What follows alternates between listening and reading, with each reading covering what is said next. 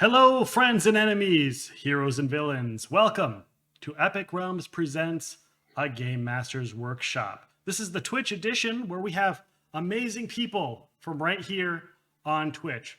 Our first guest is a D&D author, writer for multiple books. You can find him on Dungeon Scrawlers. That would be twitch.tv/Dungeon Scrawlers. Welcome, Erik Scott DeB. How are you doing? Good, thank you. Thank you for having me. You're very much welcome. Our next guest, you can find him right here on Twitch as well. You can also find him from Viva La Dirt League, VLDL. Right here on Twitch, it's twitch.tv/RobertHartleyGM. Welcome, Robert Hartley, to the show. Hello. Thank you very much for having me. Very much welcome.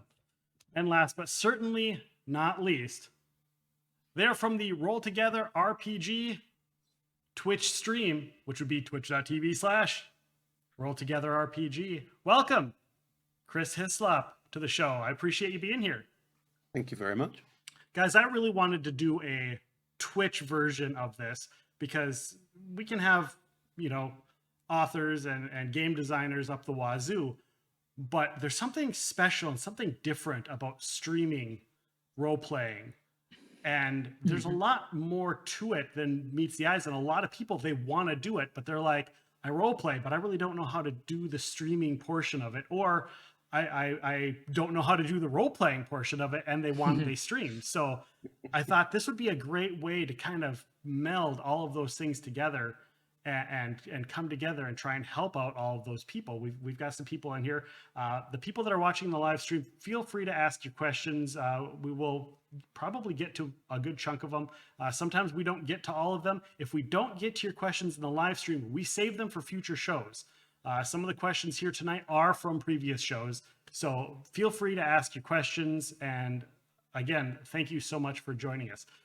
First question I got that's on the board here is, how much do I need to know the rules before I start role playing? Do you need to read a book cover to cover, or do you need to know every single thing that there is possible to know backwards and forwards? I should be able to quiz you. What page do you find out the rules on how to mount a horse? Otherwise, why even play? You should. No, of course not. No, no, you don't. It all comes down. It all comes down to what sort of game you're playing, I suppose, and what's the understanding between you and your fellow streamers. Like if you're playing a game of Dungeons and Dragons online, then obviously you've got a dungeon master and you've got your players, and you're all part of the same team, and you're all doing it for the purposes of streaming, which is going to make it a different beast to doing it for the purposes of just playing in person. And so you should have had that conversation off screen. You should, in your preparation for, hey guys, I want to do this as a stream now, I want to actually to put this out as an actual play or whatever. That's one of the things you need to ask, like, what level are we pitching our understanding of the game? The dungeon master should always know a little more about the game. They should know at least enough about the rules to actually run the game, or enough about the rules that they can make it seem like they know how to play the game at the very least, with improvisation and things. But I think if you are coming at it like the point of difference for us is that, like, we're 4 people at the table who've never played before, and the dungeon master is also very inexperienced, then maybe that's the pitching thing that you're doing. You're like, oh, we're pitching it as come and learn D&D as we learn it. Then of course you don't need to know the rules. But if you're pitching it as something like you're going to have lots of, you want to be focused on the story and not the rules, then you need to know the rules enough that they can take a back seat. You can forget about them. You can just, everybody at the table doesn't need things explaining, like what dice to roll and how to make an attack and what does it mean to make a save versus an ability check, things like that. Because the less you know about the rules, the more you're going to be focused on those things for the stream. And if that's not the purpose of your stream, then you want to know the rules enough that can take a backseat, I think. Right. Along those lines, what Robert was saying, I interpret this question to be, what are the rules that you need to know for role playing? Because different games have lots of different rules, but there are fundamental rules that you need to know before you start role playing, which are, 1, you're here as a group to have fun with each other. If you're not having fun, you're not really doing it correctly. 2, everyone needs to consent, be happy, be, enthusiastic about being here.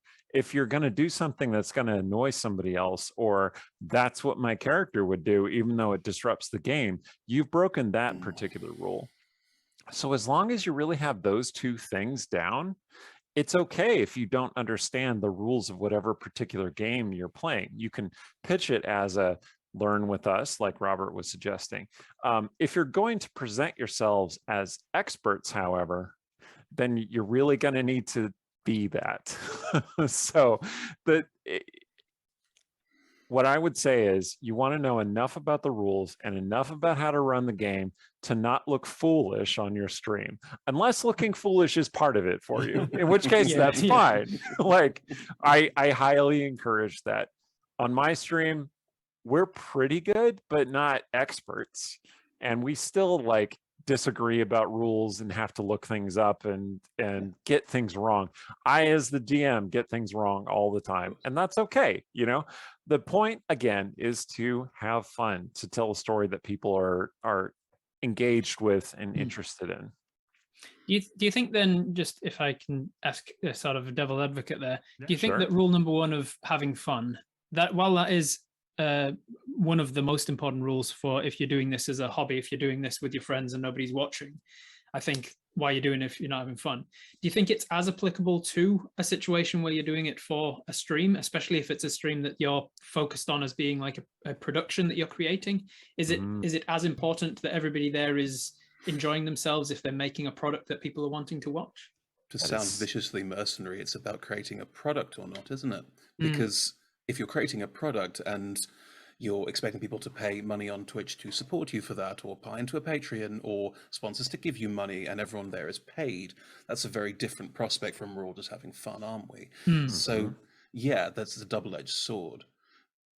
I'll answer Ron's question first. I think that's an important starting point. No. That's exactly what I was hoping that you'd say, because that's the thing when you start streaming something, you're streaming for an audience. You're producing this product, like Chris was saying, and what you really want to do is deliver a particular kind of experience. And the experience that you're delivering is not just to your players; it's to everybody consuming your product, right?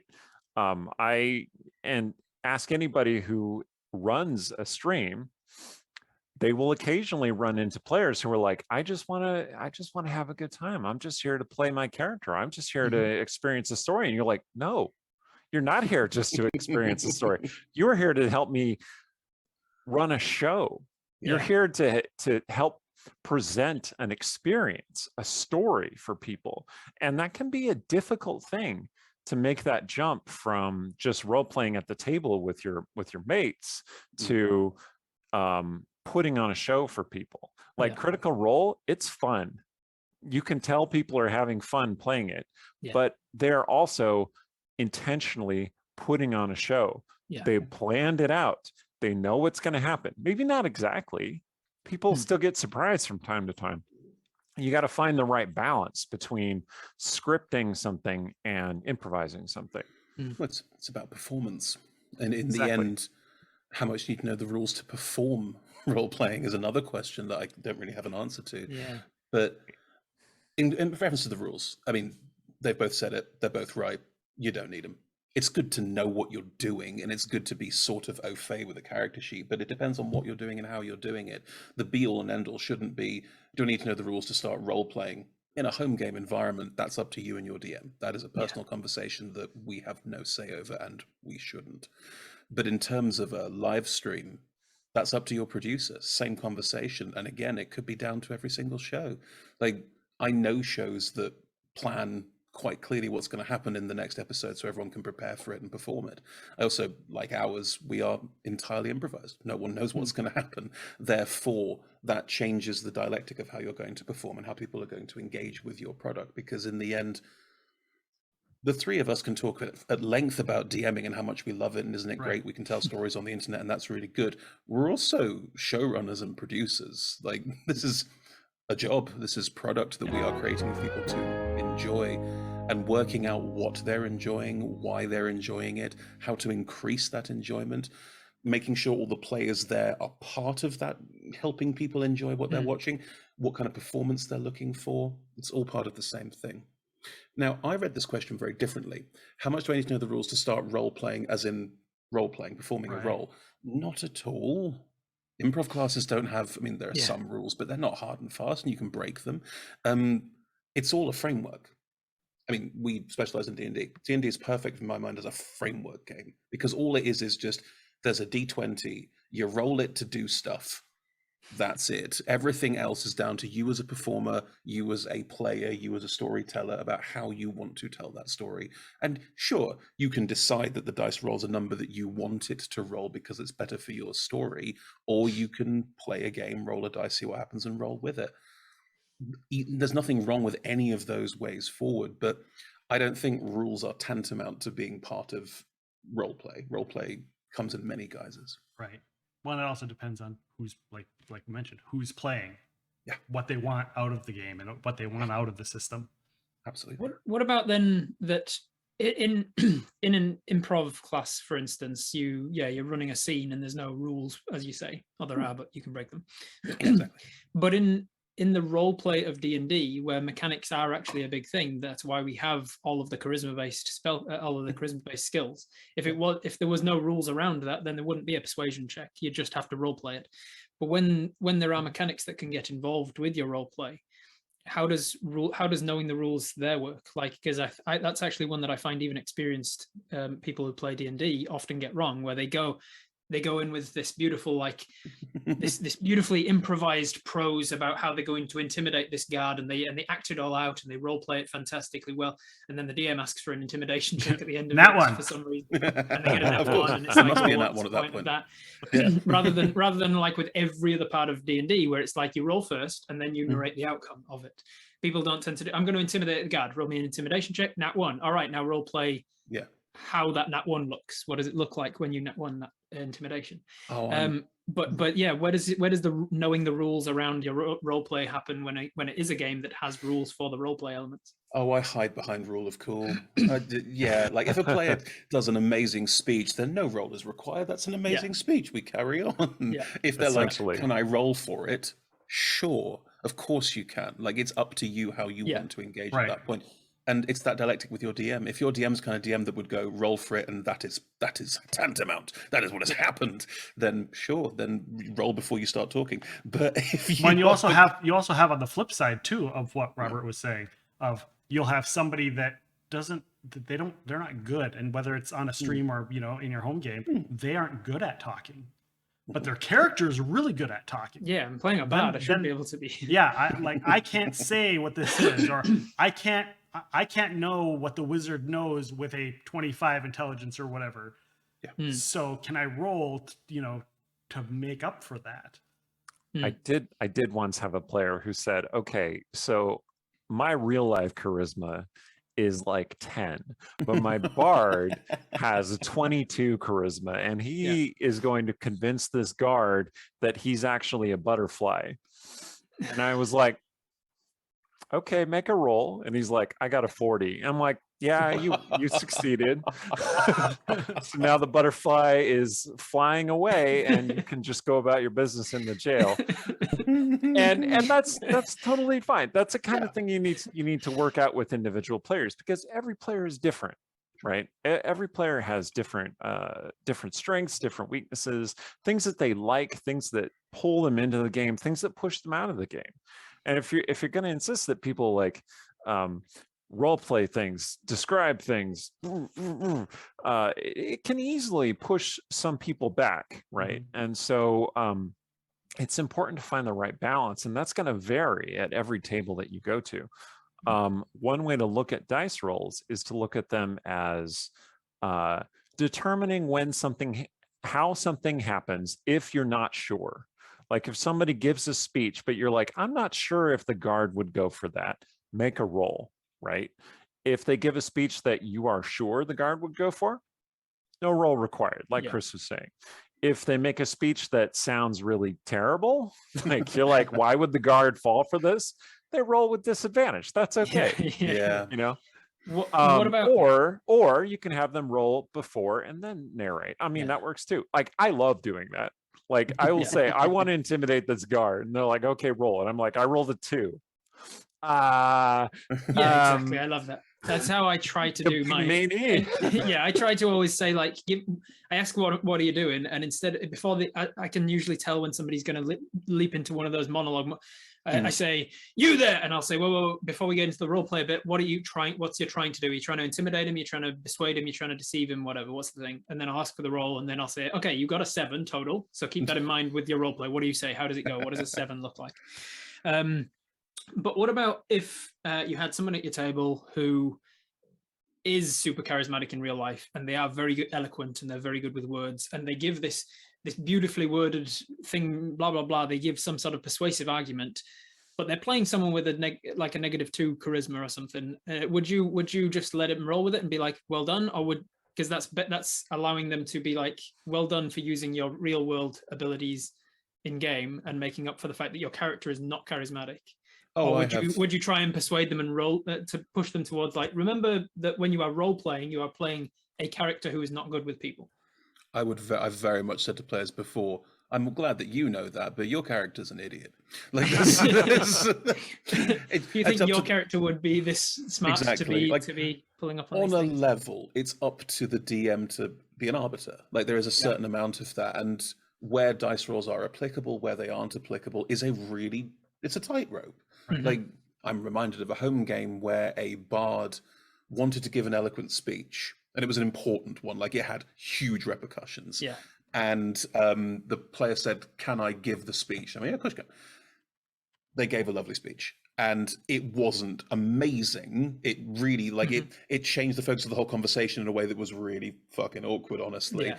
At which point they stopped talking. In character, a lot of players responded, and they went, "Hang on. My bard is more charismatic than I am. Would have realized this was a cul-de-sac I was walking into. Can I rewind and roll it again?" And we all went, "No, I'm sorry. You made the choice. We all started performing with you, and you don't get to there's no backseat at that point. Like if you start speaking and go, fuck it, guys, I'm ruining this, I'm going to roll for it. That's fine. Go for your life. But the problem is you're playing something live. And part of the joy of that is that shit goes wrong. And I mean, my favorite thing about D&D is when shit goes wrong, because that's where the real creativity comes from of, we need to do this, it's not working. We need to do this, it's also not working. And the ability to go, I'm going to try and perform this and I fucked it, but now I've got to go with it. It's that, I think that acceptance of this is now going. This is a train. The train has started moving. It's very hard to get off that train. Because at that point, if you've been given the choice, do you want to just roll for this and then see how it goes? And they've gone, actually, can I just like say the speech? Can I just make it out? Then that's the same as you going, you need to make an athletics check, and the guy at the table saying, oh, can I just do 20 press-ups? And if I do 20 press-ups, can I just have an automatic win on the thing instead of? And then you going, yeah, okay. And then they get through 12 of them, and they go, oh, can I just roll for it? And you're like, no, you made your choice at the beginning. It was if a player either role play it in a live stream said to me, "Can I do 20 press-ups?" We're like, "Fuck yeah, go for your life! Put the camera on it. Let's see what happens." Because you want to hit a 20, you've got to do 40 in a row, no stopping in 10 seconds. Like you got to get. There's a challenge here. Great, exactly. Love so it. if the player has gone, I think I can do this better than I can roll it, I'll do this, and then they get halfway through it and they go, no, I don't think I will. Then that would be the same as them getting halfway through the speaking and mucking it up and going, oh, I'll just roll for it. And you go, no, I give you the choice. I give you the choice. Do you want to roll or do you want to role play? It was chose role play and then screwed it up. It's funny, Robert, when you started talking about the charismatic player, but the very not charismatic character. You were literally describing a character in my stream who is a half-orc bard. His strength is his strength. He's a strength bard. His strength is 24 at this point, and his charisma is 8. Punch bard. And he has had 8 charisma since level 1. And like he dreads the moments when he has to make a performance check, or he's not even trained in performance. Like it's called Fist. It is. It's boom, boom, boom. I am hitting the drum. I'm singing. And the thing is, he will sing on stream. Like he'll make up songs, which are, I mean, hilarious, entertaining, but not good songs. And that's that's part of part of the charm, right? And he blows charisma checks all the time. But I think the insight that has served me very well is that when he's trying to give a performance or he's trying to deceive somebody and he does one of his original songs, or the player delivers an amazing speech and then he blows the check, he fails, but what that means is something interesting happens, something unintended happens. Not that he just like, oh, nothing happens, do something else. It's the king is weirded out by your performance and he doesn't give you what he wants, but he just looks at his guards and goes, you know what, just leave them alone, it's fine. I have no solution to this, just make them go away. This guy is his own worst enemy. We don't need to imprison him. We don't need to imprison him. He's not going to get anywhere. But there you're tapping into another thing with roleplay that's so useful, and I encourage everyone to do this. Always have a dump stat. It doesn't matter what the dump stat is. Have 100%. One and have a really good reason why it's your character's dump stat, and then roleplay the shit out of that. Then as the DM, it's your job to go roll your terrible stat, because that's the joy of having that player go, but I'm always bad at this. Yeah, exactly. Do it. Well, it can make it entertaining for everyone as well. Exactly. When you're average at everything or perfect at so many things except for one thing's okay, that can take away from the entertainment value, not just for the people playing, but if you're doing a live stream, for the people in the live stream. Exactly. The next question, because and we've kind of touched on it, is does a game master have to do anything different when they're role playing for an audience or show, other than when they're at home doing it with a group? And I know we've kind of touched on it a little bit, so I figured I'd throw it out there to continue the conversation. 100%. Yeah, you need to definitely be aware it's a different beast, different platform. For one thing, first thing to mind is that you have to be aware that you have another player at the table now, the camera or the audience, whatever it is. And just like all the other players at the table, they have hard lines and soft lines about content that they're okay with and not. So just as you should be talking about in session zeros and with safety procedures and things, you should be aware of everybody at the table at a home game. Is it okay that we talk about sexual violence? Is it okay that we touch on racism at our table? Is it ever okay if I describe the gore of somebody's head exploding, or is that too much? Are you even okay with spiders or zombies or ghosts? Like what are your triggers? What are your hard lines? What are your soft lines? You now have everybody watching, and that could be 3 people, it could be 3,000 people, whatever it is for your platform. You've got those people watching who you need to be aware of as well. And of course, unlike with the players at your table, you can't have those safety discussions with every person in the audience. But there are general things that we understand as society. It's not okay to just start graphically describing a sexual assault scene in the middle of a game, unless you are willing to lose a bunch of your audience and to be like, oh, this is the sort of game that they are. I'm not interested in watching that. Right. So that's one thing you have to be aware of. If in a home game, I was 100% okay with using a graphic description of a hag killing and eating and torturing children, because I knew all of my friends at the table were fine with that. I would not necessarily include that in a streamed game because I know that it would turn off a lot of people. So that's one thing. It's more than just turning people off. There's it's a weird thing with streaming. There's a level of propriety that comes in. Like you mentioned, sexual assault as being something that you wouldn't show on stream. I completely agree with that. There's a level at which, especially as people who look like men, I'm going to say, because I'm not, but I do look like one. I understand that. I will never be the face that you want to see describing sexual assault in a D&D stream. It's just not a thing that should happen. Therefore, it's never going to happen. And it's something that the industry pushes back real hard on the people that do. So there is a sense of, well, streams have to be for a certain extent, they have to be for a certain kind of audience member. And a big part of setting up a stream and organizing how you're going to run a stream is thinking about who your audience member is. There's going to be others that tune in and others that go there, but you need to know what your niche is. And for most of us, and I think all 3 of us are in a very similar boat on this, I think, our niche is someone who wants to see people play D&D, probably a little bit of gore, but nothing too excessive. Probably no mentions of assault or violence. Probably no huge engagement with massive cultural, social mores at all, because we are all escapist and we're designed to be escapist. Most entertainment is, but some tries to barb a bit more, like there's TV shows we could talk about for hours on it. But the idea of, well, we know what we're making and we know who's going to be watching it, that does change. Rob's right. I've run home games which are much more violent, gory, awful, because it's with a group of friends who really, really wanted that. And we all talked about it in advance. We understood what we wanted, what we didn't want, and we played that game and had fun doing it. But in a stream, we're really trying to gear towards what I would describe as the classic D&D book is geared towards, and we all know what that is. Yes, you stab a goblin with a sword, and yes, there's a description of, oh, you pierce it in its side and it screeches really loudly. You don't go, it punctures its lung. Because people don't really... He starts coughing up blood. It's just coughing up blood and saying, there's blood pouring out the inside of his mouth, small part eviscerate. Like people don't really need that. I don't think they want that. There are some people that really, really do, and there are some streams that cater to that, and that's grand, but they're never going to be mass market successful because that's not what the mass market wants.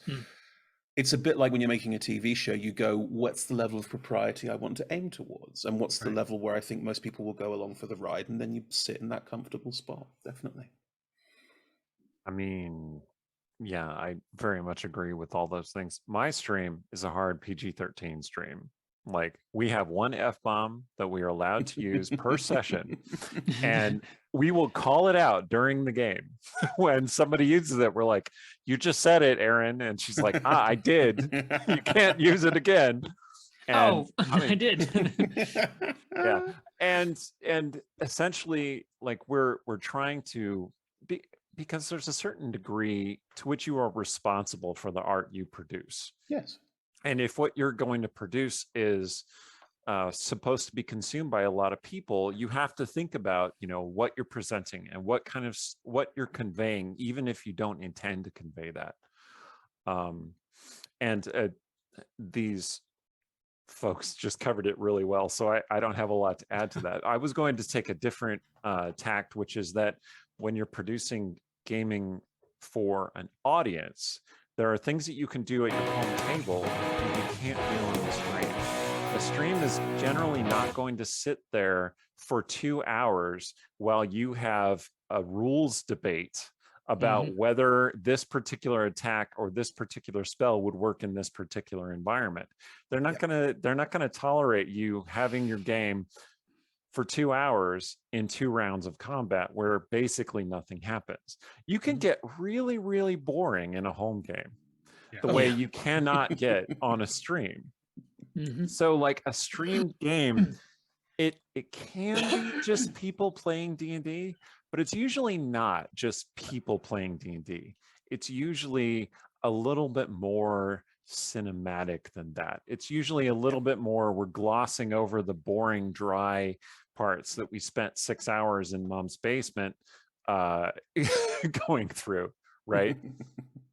So that's just something you have to think about. I think the clock is an important thing to keep in mind. When I first started doing this a couple of years ago, I haven't been streaming for that long, I routinely would screw up my estimations with the clock, and my players would have to remind me for us to take a break. They would have to say, look, it's 8 o'clock, Erik. We need to take a break. And I'm like, oh yeah, you're right. Before we go into this next combat, please, please. That's right. It is exactly that. Yeah. And it is sometimes, hey, my kids are going to bed. I want to say goodnight to them. And I'm like, oh shit. Okay. Yes, obviously. They're going to bed. Why are they going to bed at 4 p.m.? Oh, it's 10 p.m. Oh no. All right, guys, we're gonna go to some stream comments and questions, if you don't mind. We got one here. I thought you were gonna say we're gonna go to a break, and nope, not yet.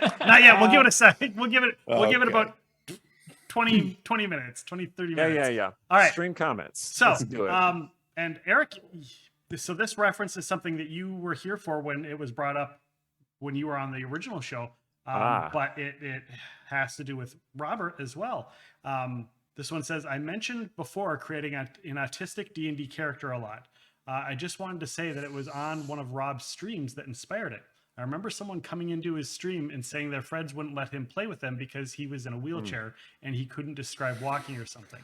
That at least partially inspired me to create a character like me who is autistic for representation. How do you guys deal with a representation of mental situations such as autism or disabilities to be able to portray it correctly and be able to because that's the kicker, isn't it? That's the kicker. Like you want representation without tokenism. You want it to be, you want to have characters in your game, even if you don't have anybody at a table who is differently abled. You want to have characters that are just to be like, this isn't a world where only ableism exists necessarily. Maybe that's one of the things you've talked about at the table, that people aren't okay with ableism, and you're like, that's fine. So maybe you want to include NPCs and stuff. So how is it that you include somebody who's blind without representation? Obviously, there's the same ways that authors do it, same way that writers do it. If you are intending to include a character that has something like that, you go to a sensitivity reader, as it were, and say, like, go to approach communities where those people are represented and say, I want to represent characters with similar life experiences to yours. How do I do that sensitively? I'm not differently abled in that particular way, whatever that way is. I'm thinking of a character like this, and maybe he has this, and maybe he does this instead of, because he can't walk, he's got this ability, and then you'll get feedback saying that's done a lot in media, and they get it wrong for these reasons. So I'd be careful of this, blah blah blah.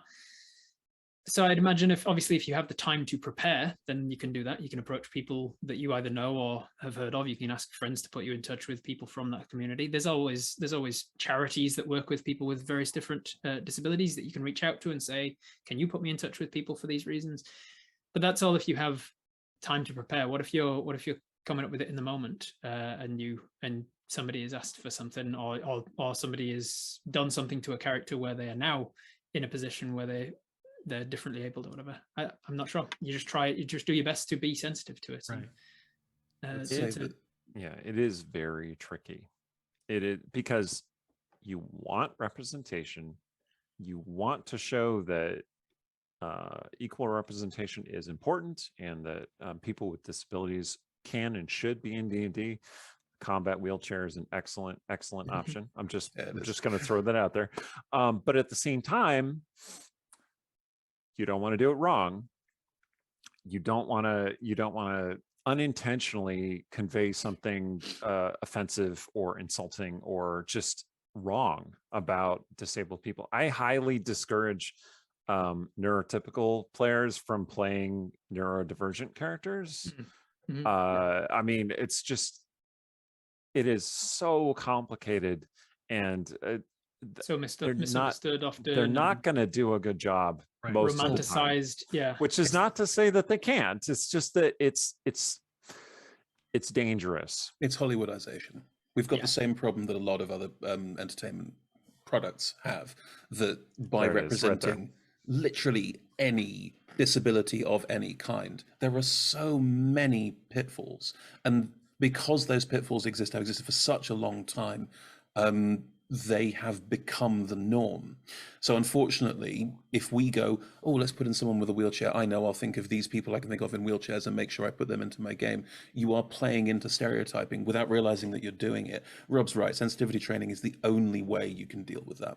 And a sensitivity reader or a sensitivity consultant, pay your consultants, is always great, because you go to them and go, I'm thinking of putting a character in a wheelchair, and they'll go, okay, don't do this, don't do this, don't do this, don't do this, don't do this. And of course, they're the 5 things you've seen on TV.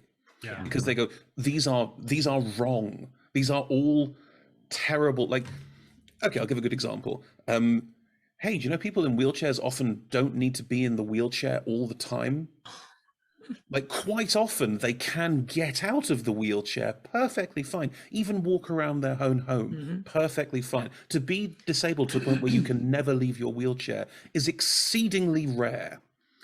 Now think about every single TV show you've ever seen with a person in a wheelchair in it, and suddenly you go, wow, okay, that changes my perception completely.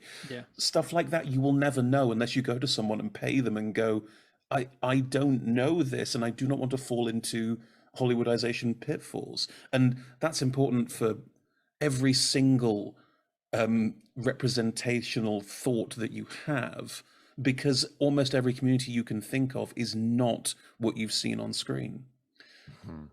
That's a really tough pill to swallow. It's always, I mean, it's just the one where you go, but I thought I could. No, you need to be more careful than that. And this, I mean, our industry is littered with people who thought, I'll just do what people do in Hollywood and it'll probably be fine. And then you watch it back and the community goes, what the hell are you doing? Right. There's a lot of that.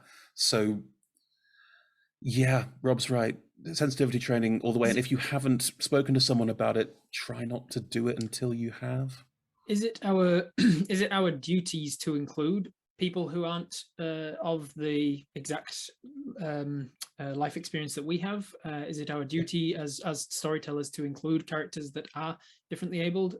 Because if you don't feel like you have the wherewithal to approach these sensitivity consultants and things and do it in a right way, are you better off just not including at all? Or are you then going to get branded as someone who's whitewashing everything, or is whatever, you know what I mean? All three of us are white, Rob. Yeah. I think that's a really, really good question that you're asking, Robert. And I think the answer is yes, you should make every effort to responsibly include people who are very unlike yourself, because we, I mean, generally speaking, are, you know, what everybody assumes D&D is populated with. Like, unless otherwise specified, every D&D character looks kind of like me or like one of us, right? But no, that's bullshit.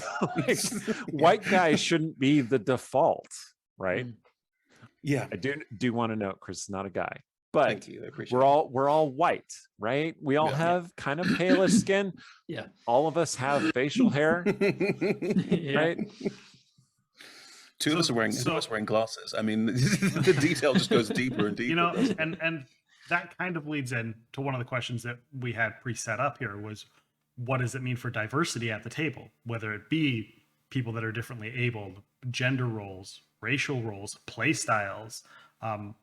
So what does that mean for the table outside of a stream and within a stream? Can I get on my gender soapbox? Am I allowed? You sure to? can. Yeah, you sure can. Oh, great! It's time.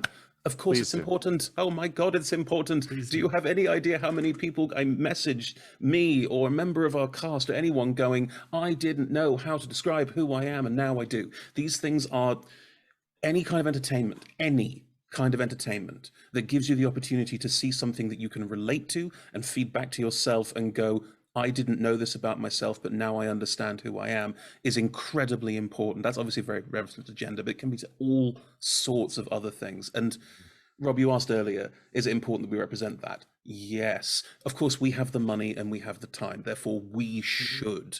People who are just starting out, who may not have the money or the time, respectfully, find a way to find the money and the time and then do it. Because otherwise, the pitfalls are so great and the holes you will dig.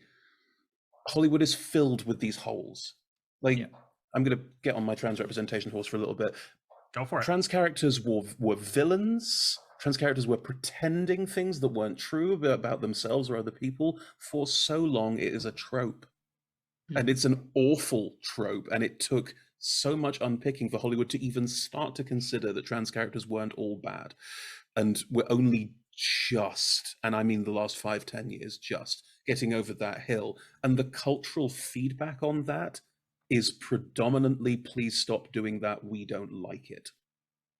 We have to be at the vanguard of things like this. And I know it's expensive and it takes time, and I think it's so important on every possible diversity scale to cast as many people who look different from us, to find as many people who want to showcase either a disability, be it their own or one they've had sensitivity training on, who want to take this game out of the area that is people who look like the three of us. Of course, that's important, because Rob, you said it earlier, there's another player, and it's the audience, and that player probably doesn't know the rules, probably doesn't quite know what they're watching, probably doesn't know a huge amount about what they're watching, but if they see someone where they go, I can see myself even slightly, they are going to engage with this hobby in a way that they never would have until that point. Streaming allows for that in a way that the books fail to, frankly. I appreciate new artwork and I appreciate new directions, but it's not enough, and it's never been enough, and I think they know that. Anyway, that's my soapbox. I'm going to get off it now. It's all right. Thank you. Thank you, Chris. That was great. I wanted to add, I think it's also useful for Apex privileged guys like me to see people unlike myself who I can still understand and still connect with, who still entertain me. It has always been great to see people unlike myself in TV and in movies, and that has been hugely important for my own creative process and journey, and seeing it on streams makes it even better. Like, we have a huge contingent in the gaming industry who are like, only white guys, that's it, all the time, and it's fucking bullshit. I don't want that. Nobody wants that. That's boring. That will lead to stagnation and decay and destruction, and nobody wants that.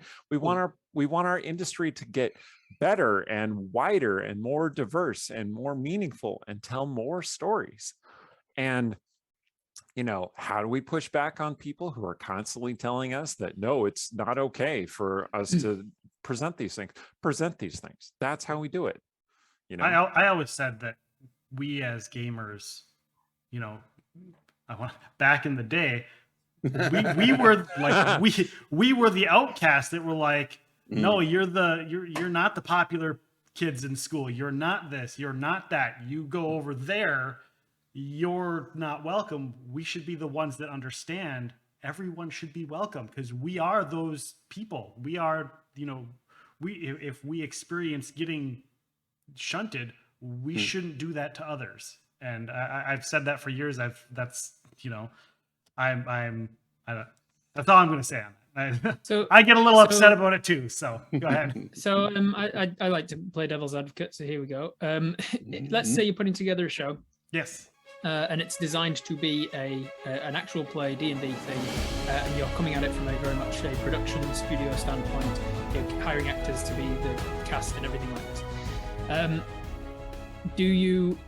Do you specifically say in the audition process white people need not apply, white cishet males need not apply? Like, at what point is it become like, how do you get diversity without it being tokenism, without you going, hey, we need a black guy on the team, and let's see, we don't have anyone trans on the team, so we need a trans person? Like, how do we get over that? The difference between tokenism and trying to cast within and trying to cast different voices, give different voices the opportunity to speak, is only there based on the idea that you're doing it for a venal reason. If I cast someone because, they're a black player, therefore the black audience will watch, isn't that grand? Yeah, there's issues there about how you purport yourself. If I approach a black player to say, listen, I need to make this show more diverse, and you as an improviser and a storyteller and a creator, your voice in here will make a ton of difference, that's a different conversation. You're not telling someone, come here, stand there, look good on camera, and then walk away. What you're saying to that person is, be part of this story, be part of this adventure, be part of this company even. Because we don't feel that the voice you can bring to the table is yet represented. Precisely. And I mean, I don't want to sound too cruel, but frankly, of course, most of the applications we get to play are from cishet white dudes. Are we even surprised? No, it's fine. Do we turn them all away? No.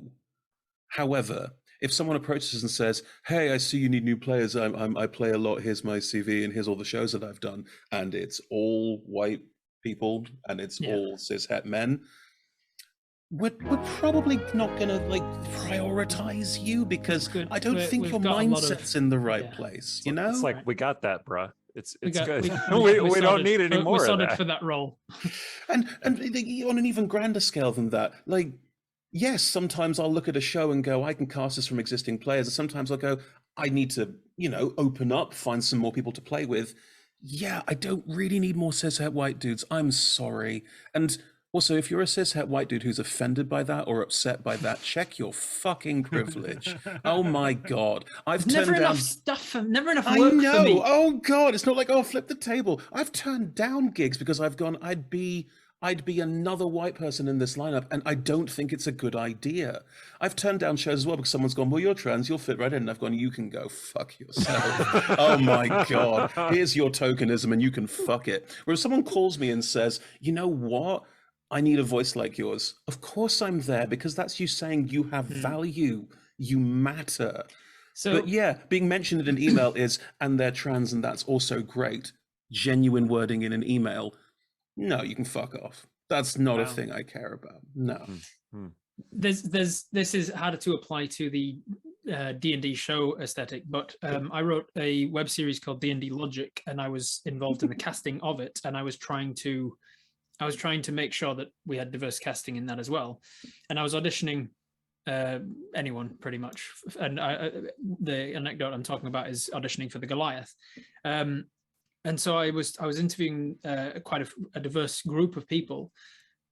But the guy who came in to audition and just absolutely knocked it out of the park, blew me away, was a cishet white dude. And I was like, the guy before him was a Samoan dude, and we don't have anyone of that lifestyle, that life experience on the voice yet of this creative project. It would be fantastic, but he just wasn't great at the role. He just wasn't great in the audition. And I was left in this position of going, I know that I'm kind of casting mostly, but there's a self-selecting sort of catch-22 of the people who aren't being represented don't get the experiences of being on set and getting jobs and acting in these things, and so they're not going to be as good at the next audition. And so how would you stay aware of something like that, where you're like, I want to give somebody a chance, I want to give somebody a leg up even though they're not as good as a white dude who also applied for the same job? I mean, giving someone a leg up and that sort of like conversation around it is part of the problem. Like, positively discriminate. There's no reason not to. It's very easy to do. Just if you've got a role where you're like, this could be literally anyone, that role's not specific enough. If you're thinking of auditions and going, it could be literally anyone, work backwards. Go, why is this role so perfect for anyone? And why in my mind is that a white cishet dude? Because it is. Because that's how I think. That's how all of our brains are wired to function, because we've seen Marvel movies. Right. Like, that's just a thing now. Yeah. If you're looking at a role and going, no, this role is going to not be this bullshit. Let me think about what is this shape? What kind of person do I want to fill this shape? And if the answer is, I want a big black guy to come in and be amazing and tell this story. I mean, call B Dave, but also just definitely call B Dave. Exactly. But also audition big black guys, because that's what you want for this role. Right? The idea of open casting where you can take literally anyone, you will default to the cishet white dude because your brain is wired like that. You have to work so hard to claw your own brain back from what society has done to it for 30 odd years. That's just a job now. That's just a thing. Like, think about how many of your guards are automatically white dudes without thinking about it. Like, I do the same thing. Like, this is just a thing that happens. Yeah, you come up to an NPC, what does he look like? Oh, he's a white guy. Exactly. That we're all wired that way. And working against it is active. It's not passive. And we've joked about, I mean, culturally, we've joked about tokenism and twofers and all the rest of it. These are all phrases that we know. Positive discrimination works, because it has done and it will continue to work. Just make a role and go, I want to find a Samoan actor, and go, fuck it, that's my goal now. I'm doing it. I met this guy, he was great. Let me find a role for him. Suddenly you're working in a different way. You're working backwards. Yeah, that's awesome. There's more than enough D&D players out there, with TTRPG players. Right, for sure. All right, we're going to shift gears here. Last question before our break. How do you balance the demands of performance and the expectation of gaming, especially with players who lean far one way or the other? Erik, do you want to give us a start? Okay, so I'm the one who came up with this question, just to tell everybody that. And we've touched on a lot of this already. I have, in my stream, I have a spectrum of players who go from, I'm only here for the role-playing stuff and the storytelling part, to people who are like, I'm primarily into the mechanics and I want to play the game. I don't want to know anything that's going to happen. I don't want to do any planning. If you start talking about planning, I will mute that channel and never come back to that in Discord ever again. And I am striking this balance among all of these conflicting views of how it goes. And like I said, running a stream is a little bit like a show. It still involves, I mean, it is a show, but you have to bring that show running attitude toward making it happen. It has to be a little bit planned. It has to have a little bit of rails, although, you know, you could go wildly different directions at times. It's not just people showing up to play a game. It's not just people showing up to argue about how the rules work. And it's not all emergent gameplay, right? That's a term that comes from video gaming. That's like, you solve a problem using means that designers didn't intend for you to do. Like, it's not on rails. There's an accomplishment you need to make, and then you just improvise the whole thing. That's essentially emergent gameplay. It's more complicated than that, but you get the idea. My style is largely improvisational. I have only a few plans before I come to the table. But at the same time, I'm still occasionally dealing with players who don't want to do any planning at all. They're like, I don't want to know how this plot is going to resolve. I don't want to know who the villain is. I don't want to know what places we need to get to. I just want to play. And that is a challenge. Especially for a stream. Especially for a stream. For a game, you can maybe work through that. You can play it. Okay, so here's how I would reiterate the question to Chris and Robert. Is it possible to run a fully sandbox game, either at the table or on the stream? And how would you do that? Yeah, do it all the time. Well, I mean, I do it all the time too, but I want to hear about how you do it. And the audience wants to hear about how you do it. Yeah, that's right. It's just such an easy answer. What were we just talking about? Come on now. The fifth person in this conversation wants to hear. Of course.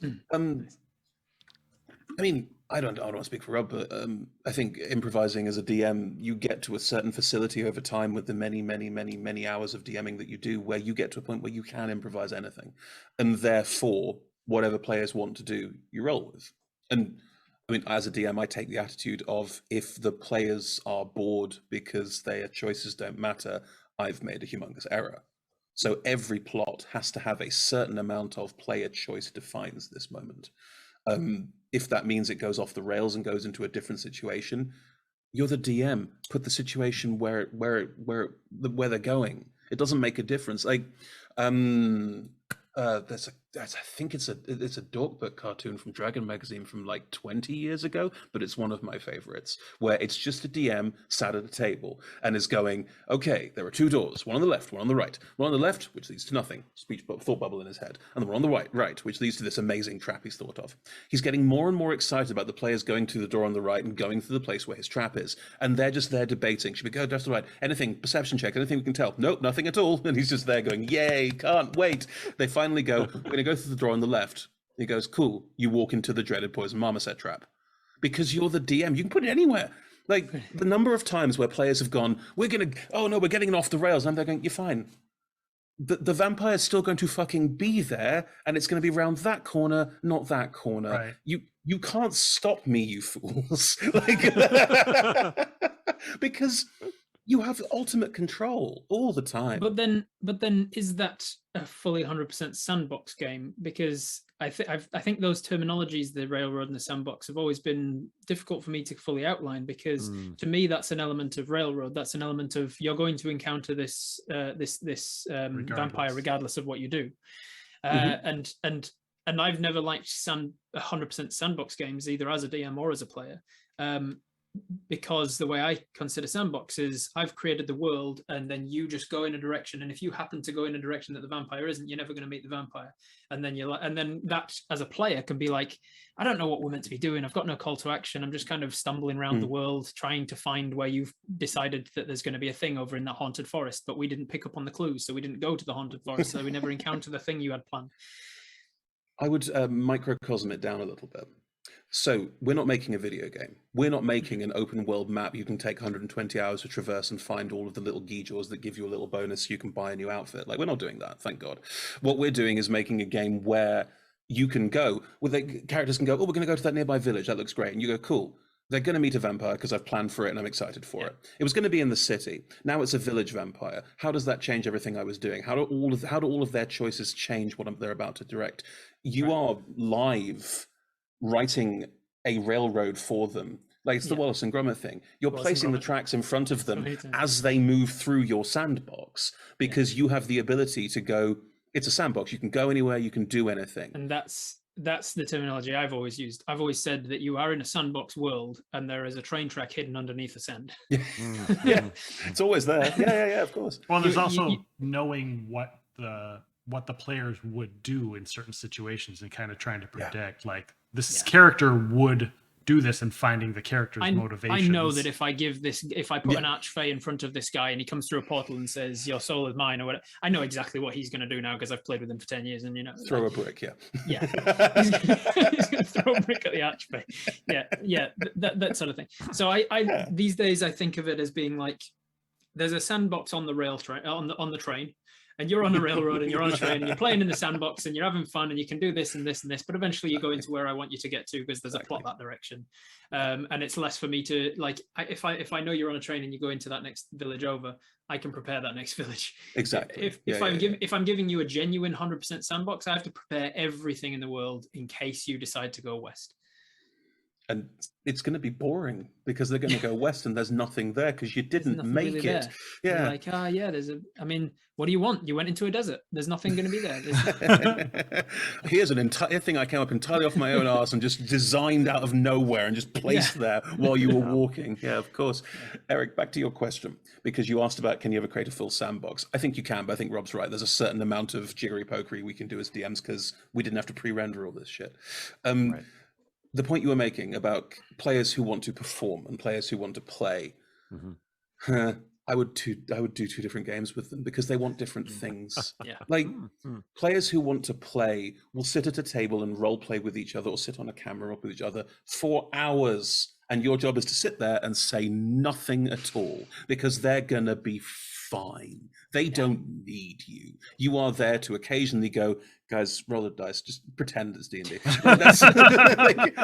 I've had so many real-time talks around campfires for the entire session. It's like you just encountered one evening of the game. Exactly. And we're not going to play again for another 2 weeks. So, so yes, you've known each other in game. You've known each other for 3 months, and in real time, we've been playing this campaign for 17 years.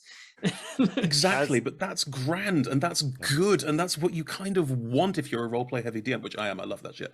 But then those players often also want to fight the baddie and roll initiative and roll to hit and all that. They want to do that too. The ones who fall on the far ends of the spectrum, the ones who will never want to roleplay because it's weird. Like, there are people who do that, I understand. And the people who go, 5-foot increments are dull. I understand that both those people exist. They both need to learn to chill. Because in that midpoint, in the midpoint of the scale, you have so much interwovenness. Like, we were talking earlier about the idea of, like, what if a charisma check becomes a role? I love when it's like, it's a campfire conversation. They're role playing. You've not said anything as a DM in 20 minutes. And then one of them says something and one goes, I might need to roll an insight check on that. And you're like, oh, it's a game now. Oh, the tone has shifted. Roll a what? Oh yeah. Oh, you're playing a game. Oh my God. That's the joy, right? Yeah. I love those moments. Like, even especially on the stream when I could just like set my players going and then I just sit back and I go and just say nothing. Just let it all happen. They're strategizing, they're planning, they're, arguing with each other. And I'm like, I think it is. I think Chris is right that if you cannot resolve that, if they cannot if you have a party that is completely split down the different enjoyment from the game, then it might be better to just find different games for each of them and run different things. But I think for the most part we can find compromise. We're all adults. We can find that it's kind of your job as the dungeon master, whether you're on stream or not, to be reading the players and be like, Joey hasn't said anything in a while. It's probably because Joey likes combat. I haven't given them combat in 2 sessions now. I should probably give them something. There's been one long rest. Come on. I haven't even finished the same long rest. Let's give them something. The bandits attack your campfire so that Joey can roll something. I was going to suggest the one trick that I find that I'm really liking, which is that occasionally you have players do things against each other. Like someone's like, I'm going to insight what the other player really means, or I'm going to try and deceive this other character into thinking that, what I'm saying is true. And what I do when that happens, when I have PvP skill checks, is that I have the player roll the skill check, and then I turn to the player that they're rolling against and say, okay, what happens based on this result? So like, I got a 30 on my insight check. The defending player will usually say, okay, well, you can tell this and this and this about how I'm feeling, rather than, and then if they roll really low, the defending player can go, well, you got no idea, really. And I think that kind of like, it puts a little power into the hands of the players, which I think can be really powerful on the stream or in a game in general. Giving them the tools to, this is Arbiter thing again, giving them the tools to do it all without you is great, because it means that then they are all performing together, telling a story together, and you're just there to go, cool, the sun comes up. Like, you are there to do, like, the world changes slightly. The world changes around you, Exactly. And it's one of the reasons I really hate insert party characters, which is ironic. The thing I'm currently recording has such an insert character.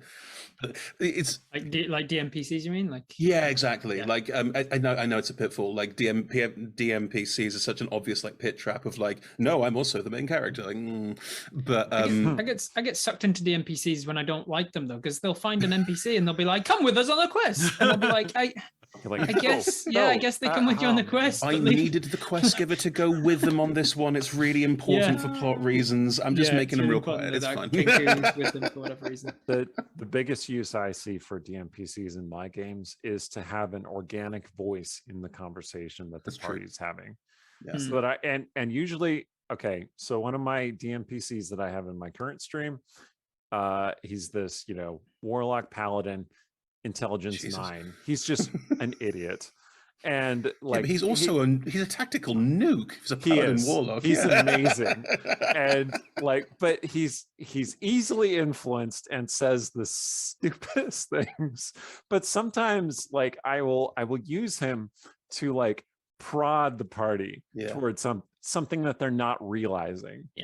And whether that makes them immediately realize it or then say, hey DM, can I make an insight check to see if I figure out what he's talking about? That's great. That's the primary use I see for DMPCs. But otherwise, there are huge issues with that. We could probably talk like an entire interview session about DMPCs. Yeah. Well, that being said, let's take a quick break, guys. We'll give you a chance to get up, stretch your legs, get a refill on drinks, use the restroom, hang out with puppy dogs if you have them. People that are watching the stream, hang out with us. We'll be right back, and make sure to ask some of your questions in the chat, and we'll get to some of them live on stream. Called Crocodile Tears, and the first 2 follow one character, and then I spin-off character who was going me. And I run that's the novella, Crocodile Tears. But yeah, a lot of fun. One of the main characters, the one who is the primary character in the novella, is his name is Ting. And if you've spent any time in the Caribbean, you know the accent they yeah. So Ting, what's that about? It's because my mother always said I was the prettiest little Ting. And the thing is, he's a Rastafarian troll shaman. So he's 10 feet tall, 5 feet wide, belly out to here, dreads down to here, and his name is Ting because he's a pretty little Ting. You know, so it's a joke within a joke. Alexa team partnered with Paizo and wanted to do basically a role-playing video game that was entirely audio. So it's kind of halfway between, you know, a computer RPG and halfway between like an audio choose your own adventure. I was gonna say, yeah, and so like it's fun because it's this thing where you can essentially play through a single player Starfinder adventure, you know, while you're cooking dinner or whatever. You just say, and I'm sure I'm going to set some people off right now, but you say, Alexa, play Starfinder or play the Starfinder game, and it'll pop up with this whole, you know, high production value game. You know, it's full cast. It's got, you know, sound design and everything. It's really quite slick. And, you know, they got great voice actors. You know, I'm very proud they got both Laura Bailey and Nathan Fillion in there. So, you know, the idea that it's like, oh my God, I'm writing dialogue for somebody who was on Firefly. As we watch a clip of me doing a horrible Irish accent because they redeemed channel points. Oh my gosh. Hello, everybody. We are back. We are back. Again, joining us today, Eric's got to be Robert Hartley and Chris Hislop. We're going to continue. We're going to answer some of your questions, some of your comments. We'll bring up because I'm sure we'll have stuff to say about that. Somebody mentioned earlier they were responding when we were talking about the difference between whether you have a character. Basically, it was. Let me pull it up. Let me be professional here. And scroll back up that Twitch chat. I know. Read the actual question. Scroll back up and ask the question. Well, we were talking about having fun in the chat and having fun on the stream versus, you know, whether you're creating content. And they had mentioned that, well, if you're having fun, is that not the content? If you're having fun, is that not entertaining to your audience? Yeah, sometimes it certainly is for the Viva La Dirt League stuff that I do. Like that's one of the main draws of people tuning in is to watch the Viva guys having fun at the table. But that's not necessarily. It depends on what your story is, what your product is. Okay. Depends on personalities as well. Like, are you watching a stream because you like the people on the stream, or are you watching the stream because you like the story that they're telling? And it should be a mixture of both, obviously. Yeah. Right. But like, I don't know, different people have different versions on this, but we've always taken quite a hard line on too personal, like watching for a person or watching for a thing, because we're trying, and I know it's impossible, but doing our best to be as avoid parasocials as much as possible, because they are scary. Eric, your thoughts? Does everyone understand what we mean when we say parasocial, or do we need to make it clear what that means? Maybe explain it. A parasocial relationship is when you form a relationship with someone you see on a stream, a streamer, or a movie star, something like that. It's quite prevalent in streaming because we're looking at you. Yeah. Therefore, we are interacting with you in a sense, Exactly. like, but it's really easy to not to forget that while you see and hear us and our personalities all of the time, particularly if you're not doing an actual play but you're just doing streams where you're talking directly to the chat for the most part of it, just chatting streams, you're seeing a lot of this. You're getting to know me and you feel like you know me, and I don't know you from Adam, quite literally. I don't know your ethnicity, your gender, your size, your race. I don't know the first thing about you other than your name and the sort of comments that you often make. Even people who have been in my chat since the very beginning, there's lots of them I'm like, I don't know what part of the world you're in. I don't know what you do for a living or what you do for a hobby. And having that one-sided relationship where you feel like you're my best friend and I barely know who you are, that's a parasocial relationship. Right. It doesn't have to escalate to I'm going to try and assassinate Ronald Reagan to impress Jodie Foster levels of stalking. But I mean, that's the horrible version of this. Yeah, it starts to feel that way. Yeah, like if somebody like starts following you around on your social medias and interacting with you obsessively, then it can feel icky and bad and gross and dangerous. So be nice to your streamers. Don't scare them. It's the difference between messaging someone and saying, I really liked that show, or I think you're great, I like what you do, and going, your front door has a very nice color. Like that's there's a line there, and it's hard to know what that line is sometimes, and therefore working actively to dissuade parasocials by going, cool, this, we are entertainers, we are entertaining, and now we are going away, is quite important, I feel. We on our stream have a policy where if you comment on one of the performers' appearance, for instance, like the mods tend to give you a mute or just ban you entirely, because that's just over the line. You know, that's an example. To the question as it is, whether the enjoyment and fun of the players is the content. Well, it depends, but I think that seeing emotional reactions from the performers is a very powerful means of connecting to the story. Like we have a couple of performers on our stream who get very into it and can be very, very emotional, often like sad or angry or hopeful, and those are some of the most powerful moments on the stream. But at the same time, that can also lead to confusion about whether we're performing something or whether we're really feeling bad. Like you don't want, like, it's not okay to go to one performer and say, you made this other person cry, I hate you. Like, no, that's not what's going on. You're still watching a show. You're still watching people who have come together with consent to present the story. Which is why it's important. It's important to have those consent things in place, like consent in gaming before you start, and also obviously safety tools for if something gets a little overboard, they can throw up an X or whatever.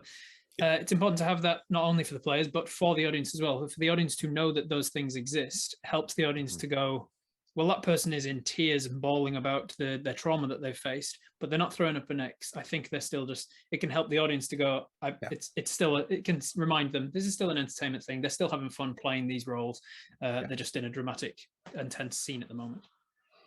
I think, consent's really important with all of this. I think that it's not just that you need to get consent from your players, you also need to get consent from your audience. So if your audience are not used to watching you and your players be super emotional and intense with each other, they're going to be more confused by the idea of seeing that on stream. If your stream is comedy, joking, having a good time, people engaging with each other on a laugh a second basis, throwing in emotional scenes on top of that has to be handled with real due care. Because on one hand, sometimes, like a lot of our games veer wildly from utter filth that we're all laughing about and having a great time to suddenly being super intense and serious. But not only are people used to that from what we do, we make very clear that everything is paused, everything is edited. So if there was a moment where we were like, we're not going to show anyone that, it wouldn't be in front of you. You wouldn't get a chance to see it. And that level of engagement about whether something is fun or not is important, because fun is different for everybody. Like, my fun is getting very emotional and intense about a moment that I'm in as a player when I'm playing. My fun is also often playing characters with low charisma so I can play lack of self-confidence, because this took a long time to build up to a level of confidence where I was okay with doing this. So I think as long as you're clear with each other and with the audience about what's going on, as long as your fun is shared, like your fun is not wrong is a very useful thing to think about in that context. Awesome. Going back to, we were talking about sandbox versus non-sandbox. This question from the chat says, as a live stream GM, what steps do you take to prevent sessions from going radically away from your target audience? For instances, or give me existences or examples if you can. I can do that. I feel like I'm talking a lot, but that's... Take it away, Chris. It's Go for it. Not hard. It's really not difficult. And I know that sounds really like reductive, but it's not difficult. Like, if you feel like it's going on for too long, you're the DM, anything can happen. Like,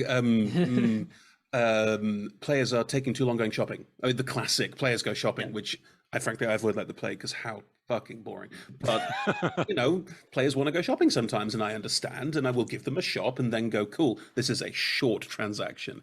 And making the shopkeepers rude, obnoxious, cutting, there are other people to serve here, madam, is a really good way of dealing with that issue, for example. Hey, that guy was really rude to us. You want to go rob him? Yeah, let's spend the next 2 hours planning to rob him. But there they go. We're going to spend 2 hours working out how to rob the guy who was really mean to them. Fine. Let them start thinking about it and then have the plot hit them in the face like a fish. It's not hard to do. An explosion goes off over there. One of you gets a dagger thrown at you out of nowhere. You can do anything. You're the DM. And if someone goes, oh, but that wouldn't happen to that player, wouldn't happen to those things. If you go in with confidence with your players and say, this is what happens, they can't question you because you've told them what the world did. It's now their job to react to it. If you have that relationship with your players, they will never push back hard because they know full well if they push back hard. And yet here we are. And yet here we are. Oh, it's happened again. Like it's a little bit. There's a little bit of. There is a little bit of like. Yeah, a little quick rock'em sock'em. Like this is going to happen now, folks. You're gonna get this happening because you didn't really drive towards it, and I need you to drive towards it. Yeah. Oh, I'm going to push back against it, and it happens again. Don't push me. There is an element of that. Yeah. I'm in an interesting position because for one thing I do on my Twitch channel is a series called Twitch Tales, where I'm the dungeon master and the only player is everybody in chat.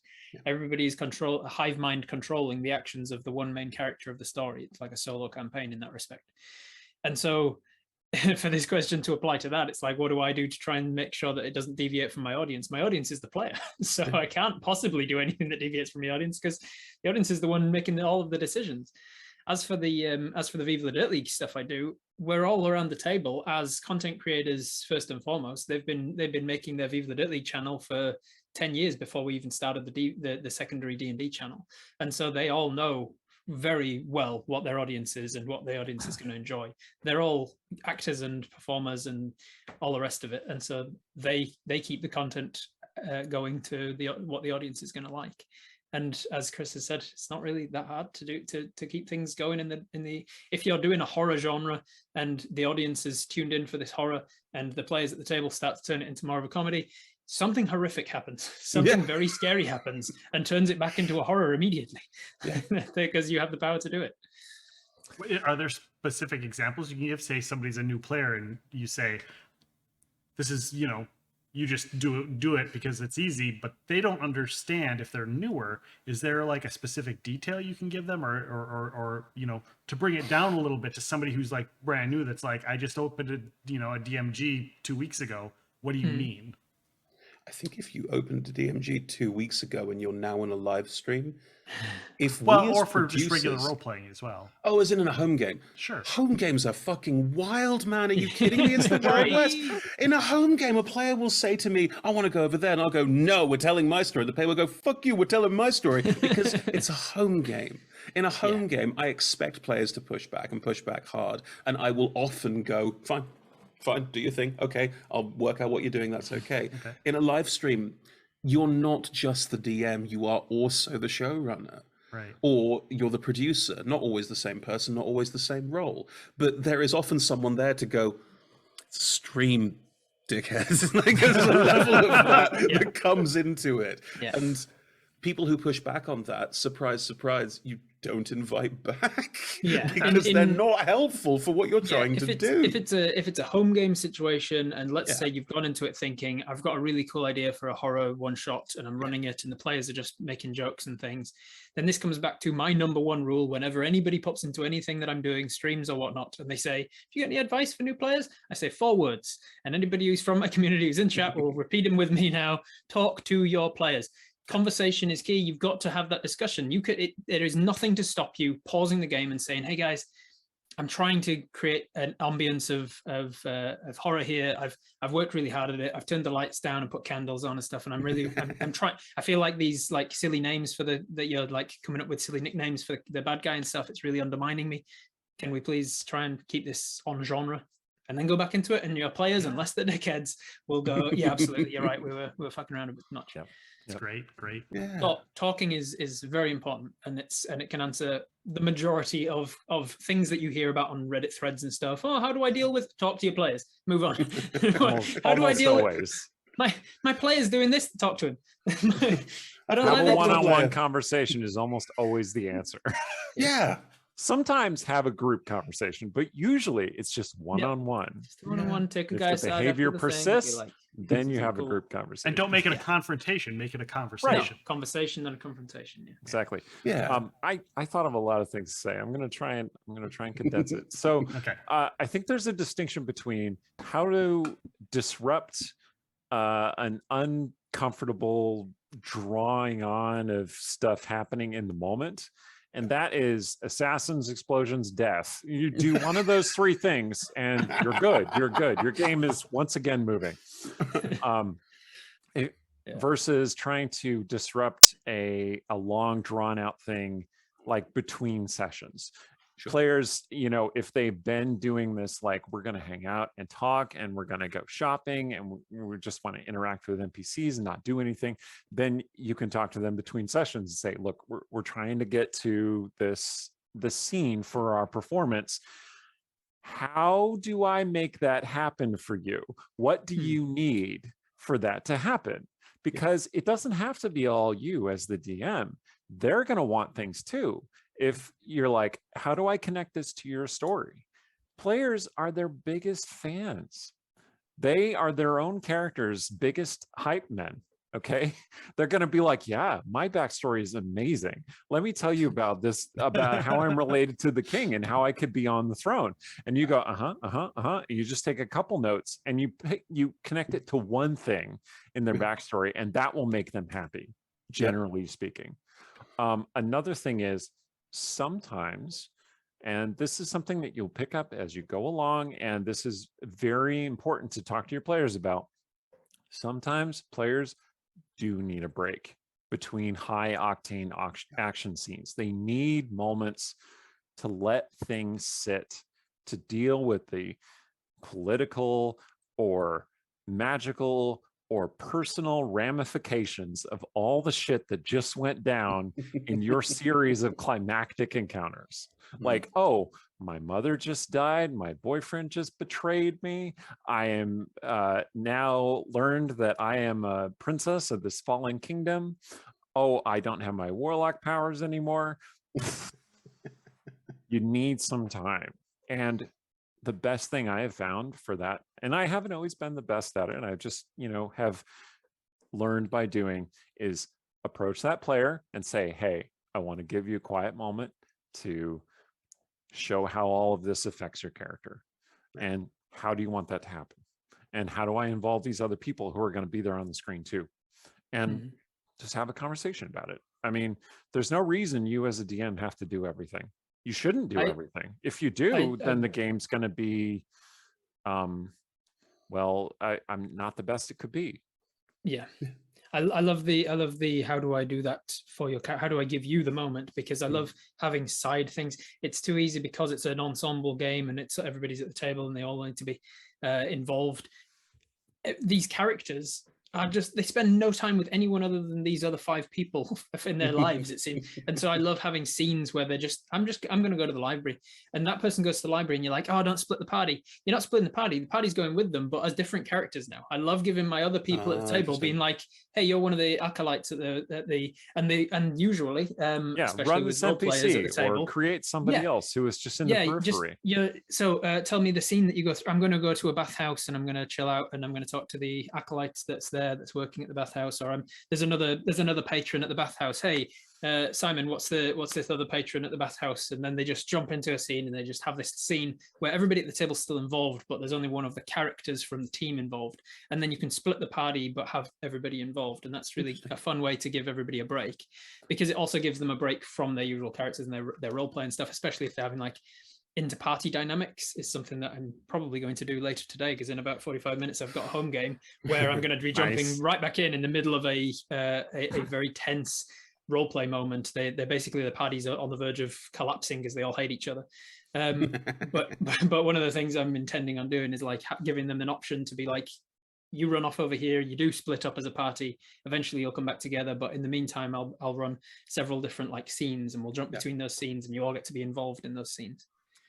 So there are these adventure types that I love, and I might be the only person in my particular group who loves them. So they always feel indulgent for me when I do them. But I love flashback adventures where only one person is playing their same character and everyone else is like a different character in that person's flashback. Like, I love those. And my players are always like, I don't know about this one, Erik. I don't know. But like, sometimes it goes really well, sometimes not. But you know, like with everything, it could be fun. It's just something to keep in your toolbox. There was a mention earlier about character conflict. You were talking about, like, I want to roll my insight versus another player and whatnot. How do you guys feel? Because it seems very, for new players, whether it's new to gaming in general or streaming, they often want to start off like a movie where all of the players have to fight each other before they become friends. But that doesn't always work, especially if they're trying to play their character. How do you guys deal with situations like that where characters have to end up fighting each other, or where it gets turned that way, or a story, or they want to start that way? Okay, I'm gonna just address the play your character thing and give these fine folk a moment to collect themselves. Okay. When someone says, I'm just playing my character, I say, I don't want you to just play your character. I want you to play the game. Your character is your access point to the game, but the party is what you want, what I want you to play. And when we're on a stream, I want you to produce, create, act in the stream. It's fine and dandy for you to know what your character would do in this instance, but what needs to happen for the show is what I want you to do. All right. Anyway. Also, Great. You're a human being. If you're currently playing an asshole and you're being an asshole to someone, it doesn't matter if your characters are being assholes to each other. You are still being an asshole to someone else. Now, if you've talked about it, if PvP's been discussed, again, talk to your players, they can talk to each other. If PvP's been discussed as a possibility, if it's this is how we're going to make this campaign work, fine. If it's I enjoy this, I want this conflict, fine. But if you're just being an asshole to someone because it's what your character would do, you're an asshole. There is no way that you can turn around and say, well, my character murders your character. Sorry, Jeff, it's just what my character would do. And you're not being a massive asshole because it's just not fun. If Jeff wants to be killed and loves this thing and you've talked about it, that's fine. If Jeff is heartbroken, distraught, confused, upset, what the heck are you doing? You are playing a game. It's a game with rules. You are also a person with other people who you presumably like. There's a level there that you have to go. This thing that comes back to where people go, oh, problem players, what do I do about them? How do I get rid of them? How do I stop them from being problem players? Some people don't get it, and that's okay. They can play with other people who like to play like that. I've DM'd campaigns where they're all assholes, playing assholes. They're all assholes to each other, and they're punching each other every time they can. They all start every campaign by going, I'm going to fight him. Why? Because I hate him. Like, that's fine. If they're all in for it and they like doing it, fantastic. Have a whale. But if you're doing that with someone who is, as you say, just picked up a DMG, maybe you're the problem. And maybe you should wind your fucking neck in when someone says, please don't hurt my character. Don't go as what my character would do. Go, you're right, I won't. I'm sorry. Let's work that out. Yeah, I always rule PvP as I really want to stab that guy. And then I'll turn to that guy and I'll say, are you okay with him attempting to stab you or not? Yeah, exactly. Like for story purposes. And if he says, no, I'm not attempting it to happen, I'll turn back to the original guy and I'll say, are you still wanting to do it? Because I'm telling you now it will miss. You will fail. But you will have made it clear to the other guy that you've failed. And he will know that you've failed. And then if that's driven a wedge between your character will have to leave the party because you're the one who's tried to stab him, and that's not okay as a group. And then sometimes they'll go, I'm still going to try, and then he'll try and miss, and then the moment will be there for him to be like, all right, fine, I'm not going to kill you today, but and then there's that happy moment, because sometimes the guy who didn't want to get stabbed is still okay with him like trying and missing, because then there's that still like, oh, you tried to stab me that time, and there's that interpersonal dynamics without him actually risking losing his character. And sometimes this first guy, I'll say, do you want to stab him? And he'll go, no, I won't try then if there's not a chance of success. I'll try and do something else instead. But I'll always make sure that both parties are okay with PvP before it happens. Exactly. It's also just peak edgelording. And on some level, that's just, congratulations, you've watched a Batman film. Now play a character. PvP is a dangerous thing for your game. It has the potential to really enrich your story and make your characters like really compelling. And that's either in a home game or on a stream. But at the same time, it's equally likely that it will cause a rift in the story or between your players or between those characters, and it will make it just irreconcilable. Yeah. I have this great example, two examples from the same campaign.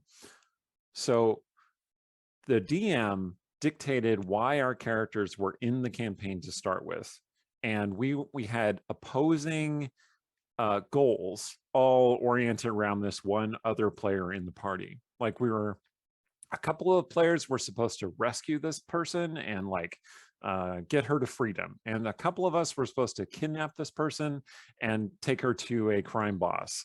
And I was on team crime boss. That's and a another fucking player. tinderbox. Why would you do that?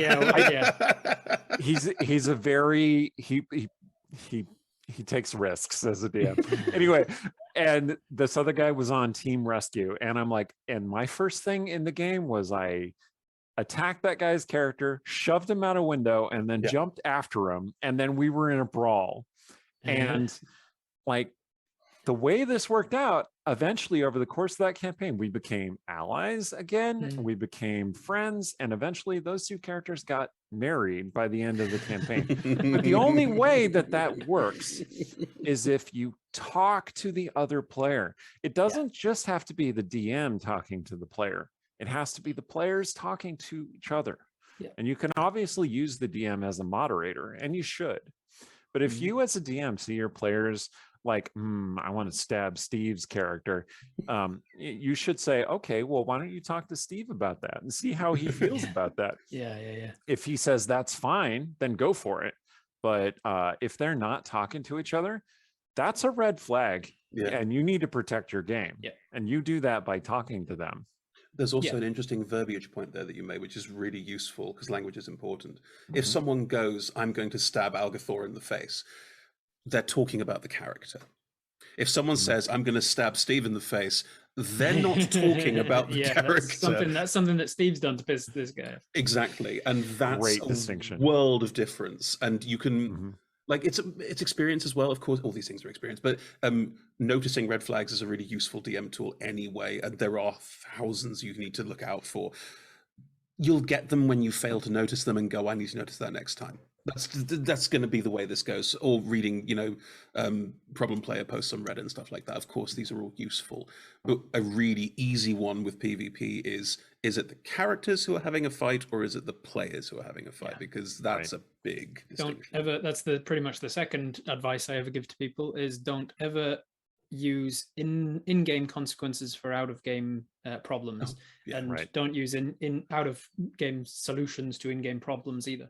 Don't punish a player. If you've got a problem player, just put his character through a bunch of trials and tribulation. No, because you're not addressing the problem. You're trying to punish the character for something the player is doing, and vice versa. Don't do that. You're also feeding the ego drive that comes from that. The problem players tend to come from ego drive. If you then give them focus and attention, you're just reinforcing.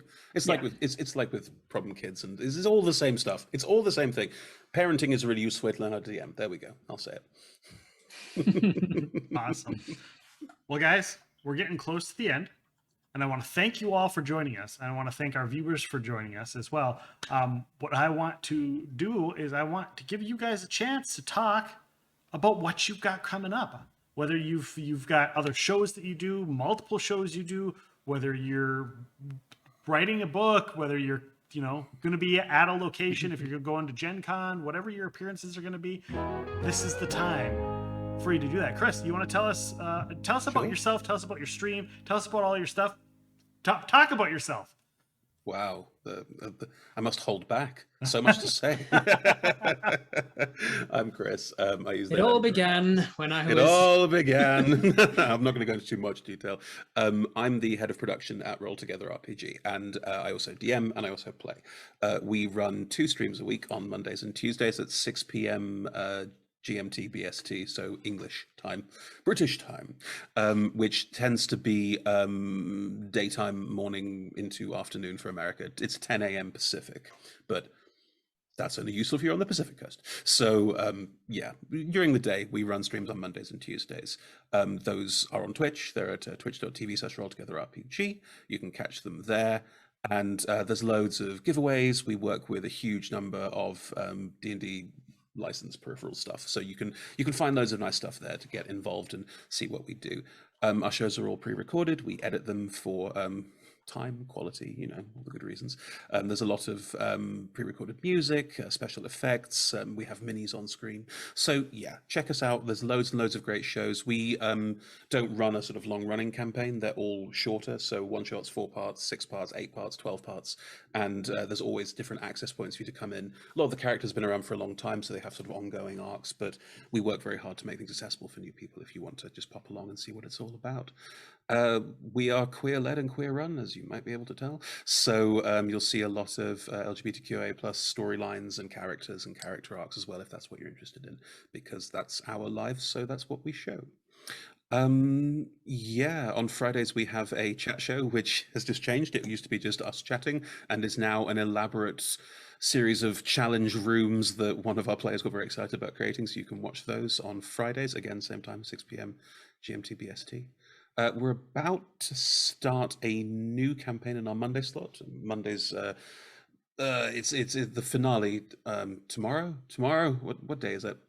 Depends on where you're at. Exactly. I believe it is July 3rd where you are. Correct. It is July 3rd at 5 a.m. But it is on July 4th. We are having the finale of our current Astral Sea campaign. The party, myself included, I play in this one. It's great fun. I'm a Modron. We have just made our way out of an Astral Dreadnought stomach, I think. There's a lot going on. That one's well worth checking out. And on Tuesdays, we've just started a new campaign all about interplanar travelers called Gatecrashers, who are totally not Doctor Who ripoffs. They are. And then next week, we launch in Mondays our new 12-part campaign, which I'm DMing, which takes us back to the legendary location of Mithranor. So we're looking forward to diving in on all of those locations. I've done a lot of unpicking my childhood to create locations for a D&D game, so that's very exciting. Yeah, check us out. We're also on YouTube. Podcast versions of all of our shows exist. You can just Google that. We're on the socials if you want to join us on all of those. I'm not sure if the TikTok channel's set up yet. It's not really my area. Right, I'm too old for that shit. But we have some of our players are young and enthusiastic, so that will get sorted at some point soon as well. Yeah, that's us. Check us out. Thank you. Beautiful. Thank you very much. Robert, tell us about yourself. Tell us about your things. Tell us. I am Robert Hartley, Hartley. Robert Hartley GM at all of the places. If you search for Robert Hartley GM on a platform and I'm not there, I'm not on that platform. TikTok is, I think, TikTok and Tumblr, if that's still around. I think those are pretty much the only ones that I'm not on. But you find me on Instagram, MySpace. Twitter. Yeah, MySpace. Maybe you can find my old MySpace page. I have a MySpace page. Oh. I should see if MySpace is still available. I had one at one point. I can't remember. See if Tom's still my friend after all this time. We haven't spoken in ages, Tom. I remember, man, MySpace. That brings back. Or what was the other one? Bebo. MySpace and Bebo. All you're doing is proving how old we are. That's all you're doing right now. Yeah. All right. So I am on Twitch for the most part. You can find me on Twitch. Twitch.tv/RobertHartleyGM. I'll say something in the chat. Hello, and then you can click on my name in Twitch, and then you can find me that way. I did just give you a shout out as well. Oh, thank you very much. No problem. I do Dungeons and Dragons related stuff full time. This is my full time job, which is still bizarre for me to say. I am a dungeon master for a comedy group called Viva La Dirt League. Very big comedy group, usually doing skits and sketches, comedy sketches around video gaming and things. Their main channel has somewhere around the vicinity of 3 million subscribers. They did a short campaign, a Descent into Avernus thing that was sponsored by Wizards of the Coast. It was like 9 episodes long, half-an-hour chunks. So unlike a lot of other actual plays, it's really easy to catch up on. So you're not missing 9 4-hour episodes. It's only 9 half-hour episodes. And the people who liked it really liked it. So we branched off and did a secondary channel, and that D&D specific channel has now got somewhere closing in on 300,000 subscribers. So very excited about that. We are approaching episode 100 of that campaign. But as I say, it's all comedy-esque things. So instead of watching, Community or Modern Family or whatever, you can treat it like one of those and binge watch your way through it to catch up. On a Monday on my Twitch stream, I do a behind-the-scenes look at that, where I answer any questions about the latest episode and we talk about it. I pause it a lot and go on ramblings about my decisions behind what went on behind my DM screen, answering questions left, right, and center. I also do a stream on a Sunday morning New Zealand time called Twitch Tales, which is an interactive game where the party on control, the chat is controlling the hive mind collective decisions of the main character. We're up to episode 60 something of that. You can find it on my YouTube and my Twitch. What else do I do? Robert Reads is a series that I do, trying to keep training myself as a storyteller, reading more and more things. You can find it on my Twitch and my YouTube, reading various different things, the D&D books and also the other stories. I'm currently reading Alice in Wonderland Through the Looking Glass on my YouTube channel. So there's a whole bunch of things D&D adjacent for the most part, and you can find me under all the places at RobertHartleyGM. Thank you very much for the invite to be part of the show as well. Thank you Glad very to much be for here and chat. Much appreciated. Erik. Yes. You know what's going on. It's your turn. Well, I'm Erik Scott DeBee, a writer, author, game designer, DM. I am also very tall, not quite as tall as B Dave. I am only 6'7". He is 6'9". Holy moly. He makes me feel safe. Anyway, I run a Twitch game on Wednesday evenings. That would be 6:30 Pacific time, although we have a pregame hangout that starts at 6 called our current campaign is called the Westgate Irregulars. The channel is Dungeon Scrawlers because we are a bunch of writers, mostly fantasy writers, but sometimes science fiction and whatnot. I personally write fantasy, science fiction, horror, superheroes, all that kind of stuff. You can probably see some of my books on the shelf behind me. I've written 5 Forgotten Realms novels that came out back when Wizards was still producing novels. And I have more novels that are coming out these days. I'm currently, I just finished up a story in the Basil and Mobius universe, which is, okay, so it's like if James Bond and Indiana Jones teamed up to fight Cthulhu, that would be Basil and Mobius. And it is fantastic. Love it so much. I also signed a contract to write for this other company that I can't talk about. And I'm about to sign, theoretically, a contract to write for another company that I also can't talk about. And I have other stuff going on. So, it's usually the best stuff to plug, things that you can't talk about. That's right. Of plugging NDAs, they're great. It's always amazing when like a Marvel actor goes on like a talk show and he's like, I can't really talk about what happens in the movie. It's like, well, what are you sequel to Spider-Man. This is not my full-time job. I have a day job. I work at a health devices company. I'm a technical writer for them, which is pretty cool, saving people's lives. And that's about it.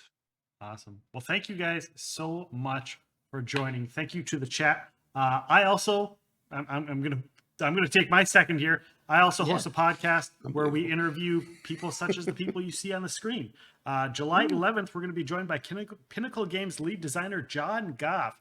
He's worked with Deadlands, Savage World, GURPS, so many more. So he's going to be joining us on July 11th. You can watch that live right here on Twitch, and then it'll come out the following day in podcast form, anywhere you get your podcast. On the 25th, that's up in the air. I think I'm going to do not a traditional podcast form. I think I'm just going to do shout outs to all the people that have helped the podcast. I'm prepping for Gen Con to go to that. So that's going to be what that is. After Gen Con is August 8th. We're going to be joined by one of the most prolific D&D authors out there. He's created a long list of loved characters such as Driss Duerden, Bruinar, Caddy Bree, Artemis, Jaraxel, and more. R.A. Salvatore is going to be joining us on August 8th. So Awesome. thank you so much to all of my friends that have joined us tonight. I appreciate you guys being here. To everybody in the chat, thank you so much. Check out these people, check out their streams, and give them a follow. Thank you all, and have a good night.